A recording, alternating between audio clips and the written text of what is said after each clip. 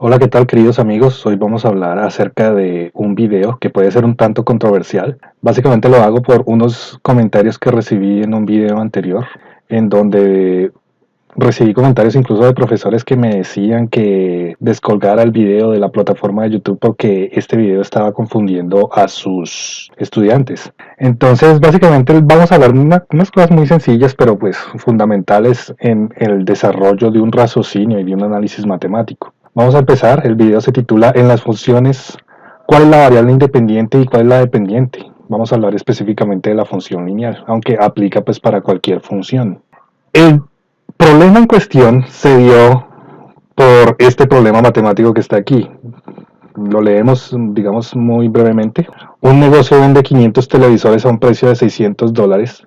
Al modificar el precio a $200, vendió 1500 televisores. Asumiendo que la función de la demanda es lineal, halle la demanda cuando el precio es de $250.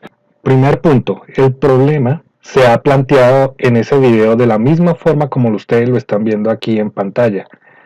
Es decir, la variable independiente es el número de TVs y la variable dependiente es el precio en dólares. Si uno observa bien el enunciado del problema, lo que se está dando cuenta es que al variar el precio, se varía la demanda. Eso quiere decir que los que argumentan que el problema está mal planteado, el precio en dólares debería estar en el eje X, porque el eje X es la variable independiente, y el número de TVs debería estar en el eje Y, porque depende, es decir, el precio lo pone el negocio y la demanda cambia en función de ese precio. Entonces esto suscita un debate. Ustedes podrían creer como argumentan las personas que dicen que yo eche abajo este video porque estoy confundiendo a las personas con esta información, o contrario piensan que esto es un proceso que contribuye al debate de la educación, porque no es simplemente andar uno pensando que puede resolver todos los problemas de su vida siguiendo, digamos, unos pasos. Uno también tiene que hacer un análisis, un raciocinio, un pensamiento de qué es lo que está pasando acá. Observe que en el enunciado del problema, digamos que no es fundamental para resolverlo, o sea, para hallar la respuesta, la forma en como yo pinto la gráfica en un plano cartesiano. O sea, lo puedo poner así como está o como lo indican los detractores del video y poner, digamos, la variable independiente al precio, porque así es que está enunciado. Ahora, yo podría decir, yo tuve un lapsus haciendo esto. El lapsus básicamente se da, y lo voy a explicar en los siguientes dibujos y gráficos. El lapsus se me dio porque, por ejemplo, este portal, que es una revista económica que se llama Economipedia, pone el precio como una variable dependiente de la cantidad demandada.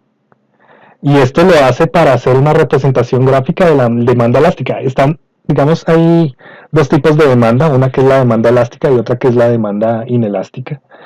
Y ellos están enseñando, explicando y ofreciéndole al lector la forma de que se entienda cuál es la demanda elástica y cuál es la demanda inelástica. Sabemos que la cantidad es una función del precio. Sin embargo, lo están poniendo así. Entonces es posible que a mí el lapsus me hubiera llegado precisamente por esto. Ahora, vamos a observar cómo debería haber sido resuelto el problema. Según el escrito en el planteamiento y por lo que he recibido la mayoría de las críticas, el escrito dice que el precio es la variable independiente y la cantidad de televisores vendidos, que es la cantidad demandada, sería la variable que depende del precio. Así debería haberse graficado en un plano cartesiano, con el precio en el eje X y la cantidad de televisores en el eje Y. Pero observe, digamos, el dilema que se plantea, porque va en contradicción muchas veces con respecto a lo que es la teoría económica. Si ese negocio está vendiendo a $200 y a $600, o en un rango entre 200 y 600, eso quiere decir que el costo de producción es inferior a $200. De lo contrario, estaría haciendo dumping, Eso es una práctica indeseable en la teoría económica. El dumping significa vender a pérdidas.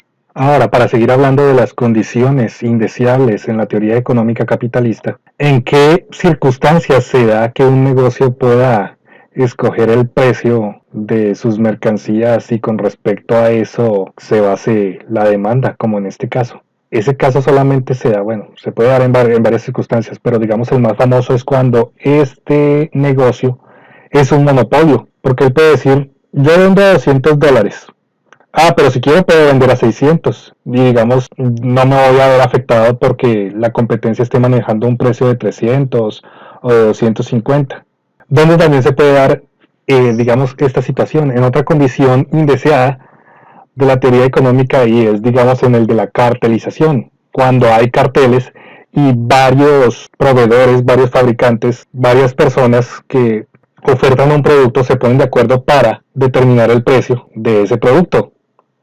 En esas condiciones se da esto que estamos viendo acá. Porque si estamos en un sistema de competencia perfecta, el precio no solamente es determinado por su demanda, sino que ahí es una curva de oferta y demanda.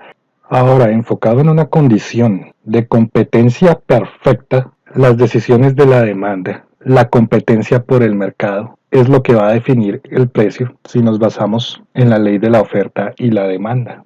Al establecer eso de esa manera, yo tuve el lapsus de no seguir el texto del enunciado, sino de imaginarme a una demanda que por sus decisiones propias modificaba el precio. Y no solamente por eso, sino que los diferentes oferentes en la competencia por el mercado hacen que el precio fluctúe. Es así que vemos que si los oferentes se mantienen constantes en su número y rivalizan siempre por el mercado, fluctuando los precios, es la demanda la que va a determinar el precio, porque una forma de competencia es precisamente bajando el precio de los productos. Muchas veces los mismos oferentes necesitan salir rápido de estos productos, necesitan salir de su stock. Hay varias conclusiones de matemáticas y educación que se quieren exponer en este video. La variable independiente es la que va en el eje de la X, el eje horizontal, y la variable que depende de esta última es la que va en el eje de la Y, el eje vertical. Esa sería pues mi primera conclusión. El ejemplo más sencillo es la cantidad de un artículo en una factura.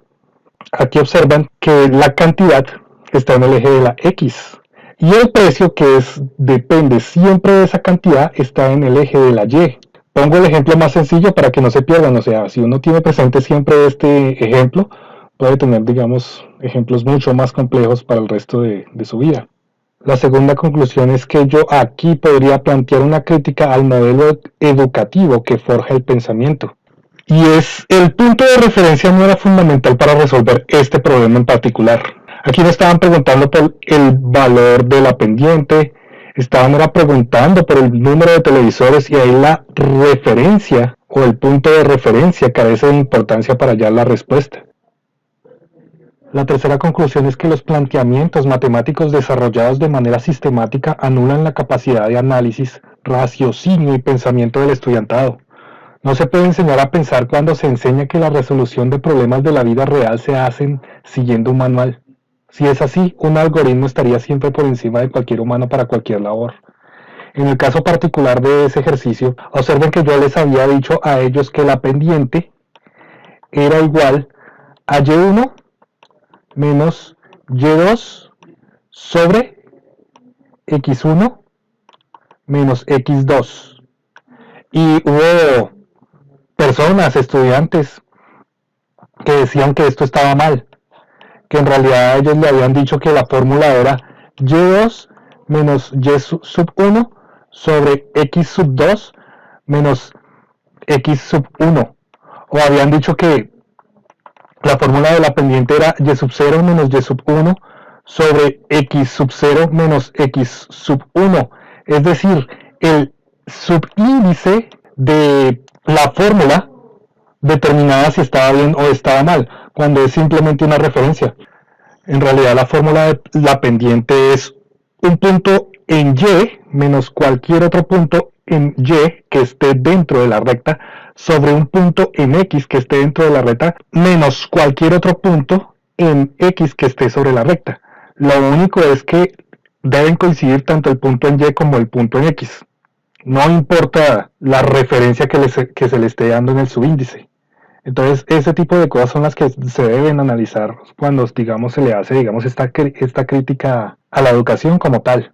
Bueno, el video en realidad divagó un poco en cuanto a lo que se quería expresar, incluso hubo desarrollo de teorías de economía, un poquito de matemáticas y un poquito de educación.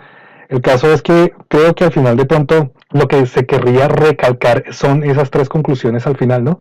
La primera era el desarrollo del título de este video, es decir, darles a ustedes la respuesta de cuál es la variable independiente y cuál es la variable dependiente. Eso, digamos, es muy sencillo. La segunda era decir que en el problema en el que se me hacía la crítica no valía, digamos, el punto de referencia. Se podía utilizar cualquier punto de referencia, cualquier eje, inclusive yo podría haber utilizado hasta el eje Z y me hubiera resultado la respuesta si lo hubiera planteado. Ahí, digamos, lo más importante era el planteamiento del problema. Y la tercera conclusión es efectivamente, o sea, que el raciocinio matemático o debemos, digamos, los profesores, luchar porque efectivamente el estudiante adquiera una manera de pensar que le permita hacer análisis de los problemas que va a enfrentar en su vida profesional, en su vida diaria, en su vida como un consumidor más. Porque si lo dejamos al libre albedrío de la sistematicidad de un manual, de la sistematicidad de las fórmulas, él va a tener, digamos, problemas en su vida diaria. Espero que este video pues haya servido como un punto de reflexión. Muchas gracias por la atención.